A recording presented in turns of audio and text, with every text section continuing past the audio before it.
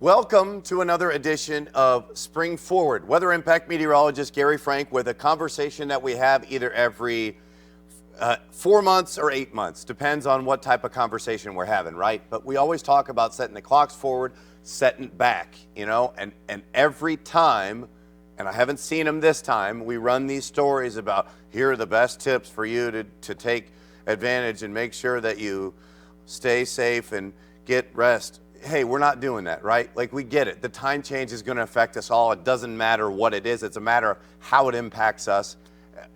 Our job may not depend on, it really doesn't matter. But the conversation always comes up. It also always comes up a little bit more when they talk about changing it for everybody. So first and foremost, let's talk about what we're dealing with, right?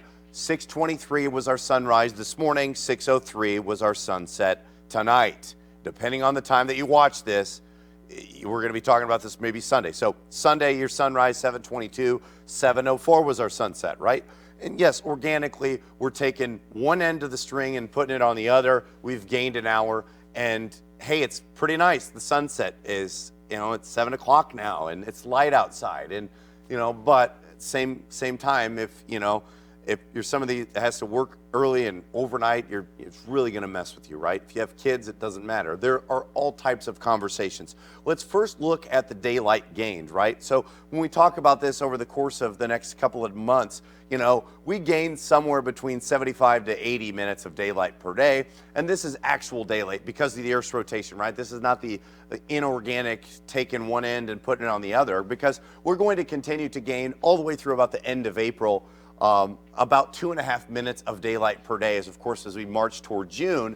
And that's when we kind of have that stopping point, right? And that's where I'll stop us right now, because of course, that's where this really becomes an issue that we talk about every year. And one of the reasons for this is because of the fact that, the summer in daylight time, we start off with a 5:35 sunset in St. Louis. And give or take a few minutes area wide, that's the way we start off. That's our earliest sunrise is at 5:35. But it would be different if we did not have daylight savings time on both ends of the spectrum. And that's where I think, where we look at the sunset, this is the thing that we're all kind of chasing. Once we get into June, we forget about the time change, the fact that the sun goes down at its latest in June at about 8:30, right? It doesn't get fully dark till about 9:10.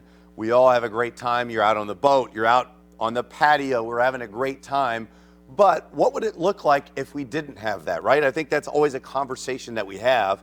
And, as I continue, in fact, I'm going to pull out and I'm going to get out my soapbox here, because, from a standpoint of when people say, why don't we just keep it one way the whole time? Well, good old soapbox here says we really just need to keep doing the same thing that we're doing. And I just don't see why we wouldn't. And now there are things, and here's one of the reasons why I say that. One thing is the winter, if we kept daylight time per se, if we just kept daylight time the way it is, we kept it in Spring Forward, and I never had to have this conversation with you again, this is what our winter would look like. The sun wouldn't rise till 8:20. And that means, it's still dark as you wake up, how hard it would be to wake up in that sense. And then, of course, as a result, it would get dark at 5:30, right? And so I think that's one of the things. Now, look at me. I put some pros and cons here. And, when we talk about some of the things, and there are more pros and cons somewhere else. The pros, of course, are the long summer nights. I just talked about that. You can do stuff after work. You have patio dining. Things are nice, right? We're in really good shape. There are more pros than this, but those are the long summer nights. The other pros are, of course, I lived in Arizona and I lived in Michigan. The pros for that, and they don't have it. They just deal with it year round. Arizona doesn't mess with it, because they want the sunrise to be very, very early because it's hot a lot there. And so people have to get work done there. Pros also with the long summer nights, lived in Michigan too. You go up in northern Michigan on the edge of that eastern time zone, you're looking at 10:30 sunsets. How nice is that? That makes up for the winter time where it was really cold, and we have that here. Of course, the cons are the fact that we have to deal with this, right? We have to deal with this right now. It switched to me. We have to deal with this.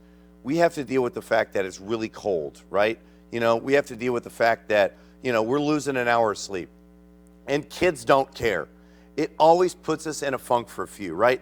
And I don't have kids, but, from what people say is, Oh, you get an extra hour of sleep in November. Well, your kids don't care. Your pet's circadian rhythms are off. Their feeding time is at 5, but you've set spring forward, so it's at 6. And so things are a little different. So you kind of have to adjust to those little things over the course of a 7, 10, 14-day period. And of course, that's the issue. It always puts us in a funk for a few, right? When I wake up tomorrow and you look at the clock and you go, I'm not sure what time it is, what day it is.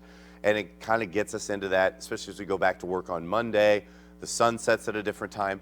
Those are all the things. However, for this reason and this reason alone, if nothing else, the fact that our sunrise in the summertime is, that's where the difference lies for me, is the fact that, we're going to continue to look at, for the most part, the summer is on the warmer, we're looking at, I'm telling you what, it's going to make a big, big difference here. The fact that our summer and daylight time starts at 5:31. And of course, when we talk about the sunset, that's a big difference too. You talk about this. This is the key for me. The fact that we have 8:30 sunsets. I don't want a 7:30 sunset. Right now, it's 7:30. That means it's going to be getting dark, and that would be in June. That just, to me, is not something that we want. And that's why I get on the soapbox for nothing else. What do you think? Should we keep it one way or the other? There are arguments to be made on both sides. However, the most important thing for me, especially when we deal with the winter, is the fact that we get 8:30 sunset. So I'm going to sit here on my soapbox, and we'll continue to listen to what you have to say. Not that it matters to that, because we probably don't have the power to change it, because it's been this way for a long time for pretty good reasons, and I think we have to follow that. Yes, it stinks for the first 7 to 9 days. But hopefully we get over that soon, and I'm looking forward to some of these longer days. I hope you are too.